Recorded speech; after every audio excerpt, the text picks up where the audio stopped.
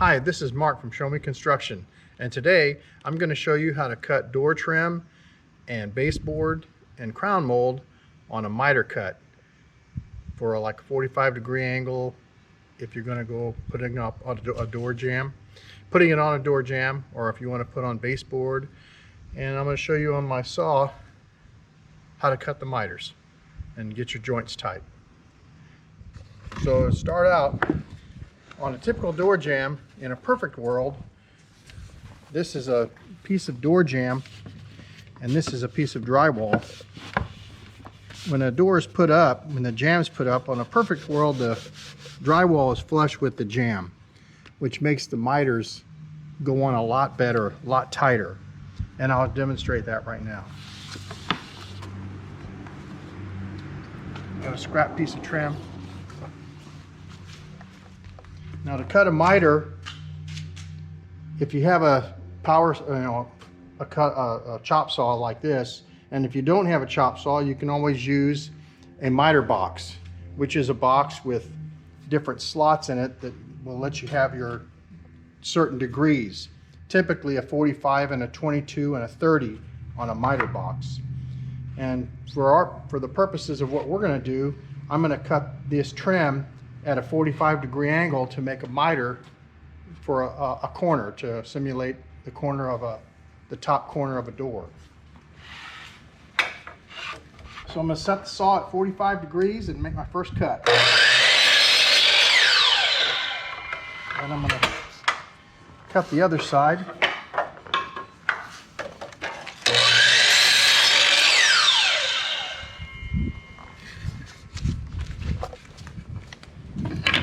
See, obviously when we put them together here at 90 degrees, it makes a nice joint, which is ideally this is what you want, and you just shoot it on. But there are times when you have your drywall that sometimes the door jamb and the drywall won't be the same. Either the drywall is going to stick out past the jamb, or the jamb will stick out past the drywall.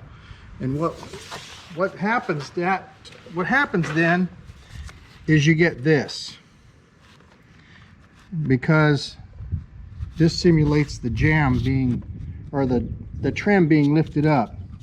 This would be the drywall, and you get a case like this. And I know that there are some people, the guys that would say, oh heck, just caulk it. And that's true for the most part. You can just fill it with caulk and it'll be fine. But there are some cases where you're going to stain it and you want a tighter joint. So what you need to do is, when you look at that, now you're going to take, this is the heel and this is the toe. We're going to take 1 degree off each side of this toe and see if we can't close that up at this point.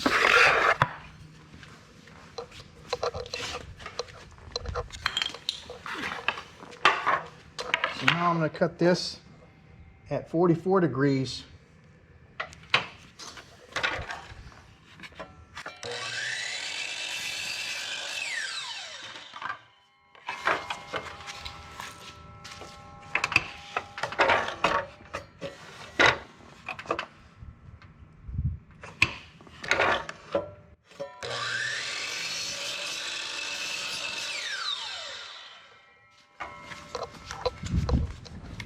Now, even though I'm up on this wood at a 45-degree angle, because that's, now see, this wood is not sitting down tight on this piece of wood on the back, and that's typical what would happen if you had drywall that sticks out past the jamb, and then you can cut that, take a little more of a degree off the heel. Off the toe, and it'll close that joint up. Now if I set this back down, that's what we have. You see that? So basically I just did the opposite because the board was sticking up like that. And that's how you close it up if you want a tight joint. So it takes some getting used to. It would be nice to have 2 pieces of wood cut at 90 degree rather than cutting a bunch of wood and having to throw it away because you're miscutting every one. is to take a couple of scraps and hold it up, or just look at the joint, look at your situation. If the door jamb is inside the drywall, if the door jamb is outside the drywall, then you can compensate that on your cut. And some people would say, well, why wouldn't you just want it flush with the drywall all the time?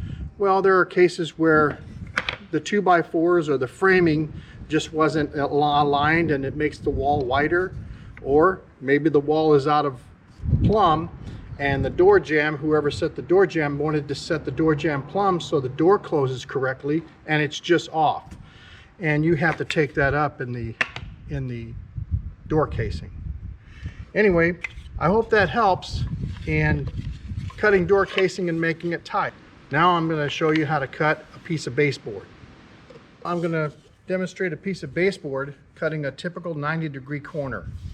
And there's actually a couple of ways you can do it. The first way is to miter both corners on a 45-degree, and that'll make 90 degrees, and you put them together, and I'll show you that right now. I'm going to set my saw here at 45 degrees.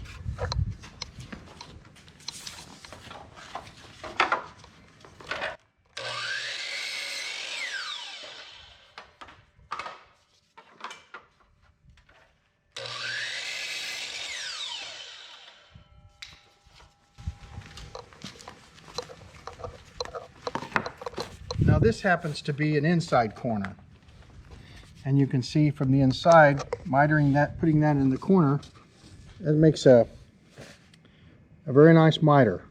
Well, a perfect miter. And now I'm going to show you an outside corner.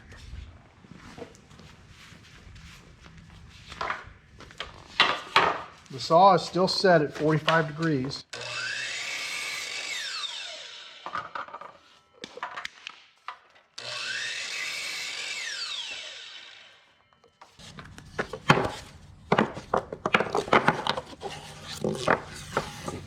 And this is an outside corner. On a 90-degree corner, the angle is 45 degrees. If it was a 45-degree corner, this angle would be 22 degrees, or 22 and a half, but most guys will just set their saw up for 22 degrees. It's close enough. And anyway, that's the one method of cutting a miter. On an outside corner, this is the standard. This is the way you do it. But there is a different way to do an inside corner to make a joint. I'll show you that right now.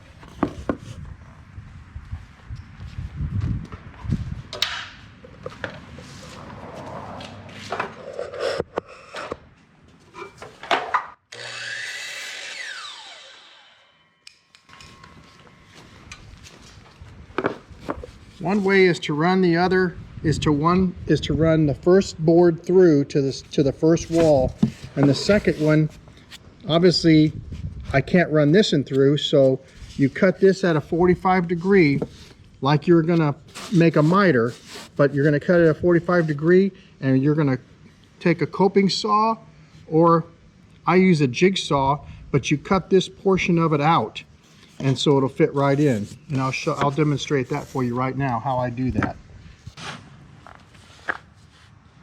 Now, cutting with a jig saw is a lot different than cutting with a coping saw.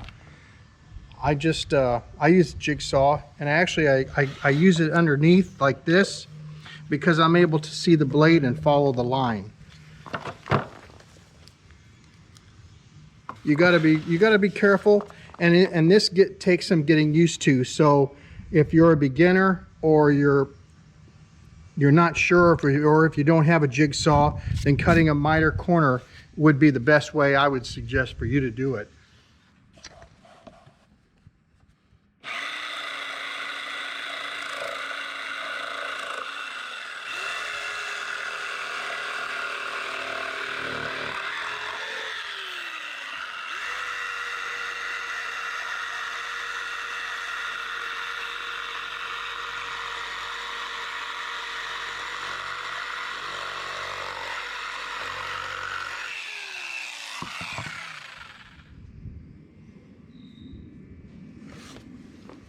And that's the way I would do it. Anyway, that's called coping an inside corner. And you can do the same whether it's 90 degree or 45.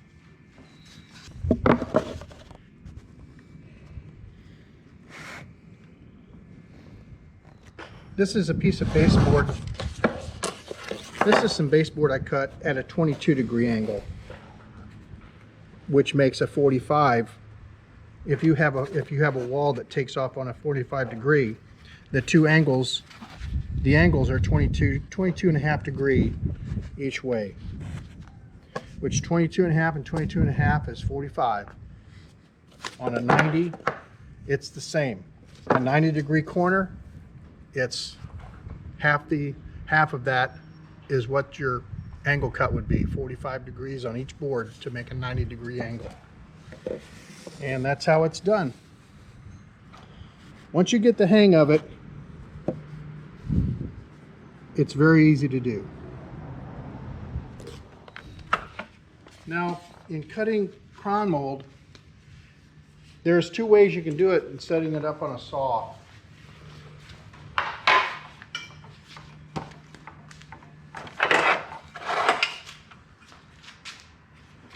You can set the crown mold up like it would appear upside down, rather, on your wall and ceiling. This would represent the ceiling and this is the wall.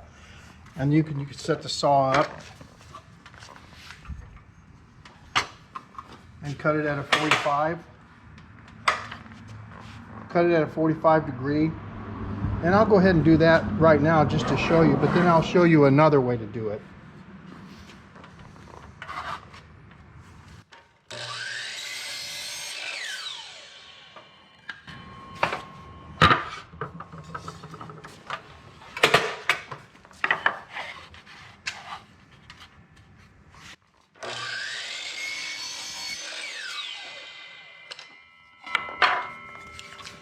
Okay, I cut these two at a 45 degree angle, and this would represent a 90 degree corner. This would be the ceiling, and this was your wall, and that's a 90 degree outside corner. And you can set it up that way. But if you had large crown mold, if you had really wide crown mold, this would be a lot harder to do. You can do the same thing. There are ticks on your saw for cutting a 90 degree where the saw is laying flat. And the first one here is 31.6. And the second one on the bevel is 33.9. It's the same degree. This is the same board I cut that I stood up on the saw. And it's the same degree. 31.6, and the tilt of the saw is 33.9. And typically on all miter saws, it's wrote down. There's a tick. It's indicated on the saw where to adjust it. And it would be the same thing if you were cutting at a 45 degree angle. If you had a chop saw, it would be just half of that. Instead of 33.9, it would be half of what that was. I generally go 16 and a half, 17 maybe, between 16 and 17. And on this one, I would go just half of this distance, which is about 15 or 16 if I was going to cut a 45 on a 45 degree. But anyway, now I'll demonstrate an inside corner.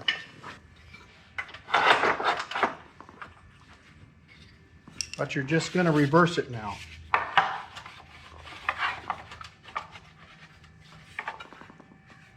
If you had an inside corner,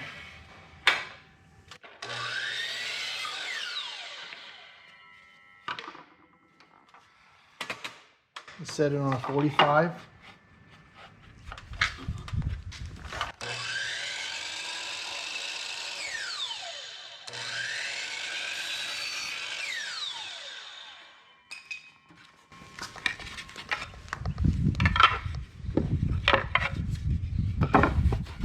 And this would be the inside corner of a 45. It's hard to show you. Well, that would be the inside corner right there at a 45 degree. Anyway, and you can also, there is another way to do this too, and it's also the way I told you on baseboard. I'll demonstrate that for you right now too, the way I would cut in a crown mold.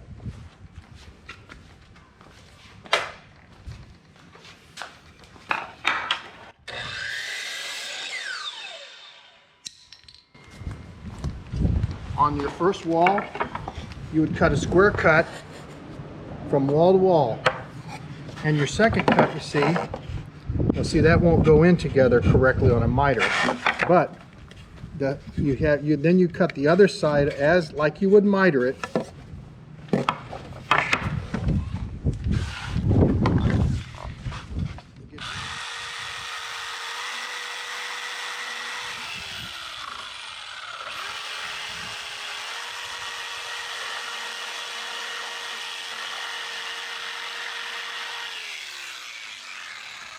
Now these are you can cut these 90 degrees, but the problem is you can't cut this one at 90 degrees because the wood that's left won't allow it to overlap and cut and go tight into the corner. You actually have to cut this at a little bit of an angle.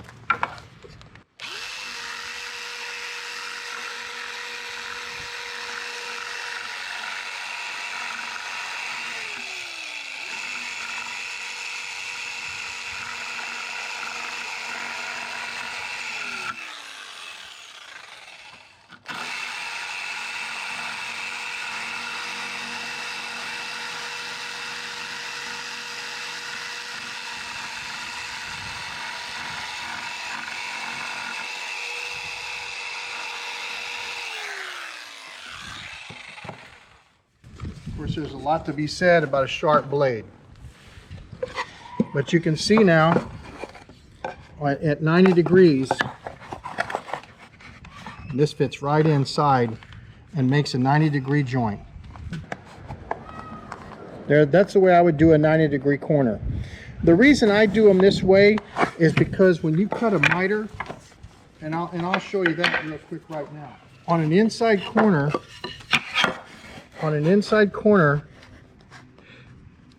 I mean this fits really tight when I'm standing here holding this, but when in reality, when you're putting this up on the wall into the corner, when you're putting this up, many times what happens is this top will open up. This top will open up like that, and the reason it does is because many times the ceilings are not perfectly square. Sometimes they go up, sometimes they come down. And when you're shooting that crown mold up, even though the corners at the bottom may fit tight, many times the top will open up after you shoot the top in. And that's why I take and miter it. I'll miter it like this. I'll cut that, bevel it in, run this through and miter it. Because it doesn't matter what happens, the tighter this thing, even if they come apart, they're going to stay tight. Look at that's not even 90 degrees, and it's a lot tighter. But anyway, that's the way I would do it to make the corners tight. And I know painters like that when they don't have big gaps to have to fill. But anyway, I hope that helps in whether you're cutting whatever you're trying to cut, door casing, baseboard, or crown molding. I hope that these demonstrations have helped you to make your miters and something that you're going to be really happy to do.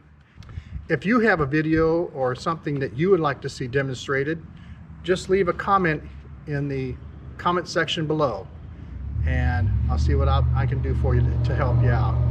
Thanks for watching.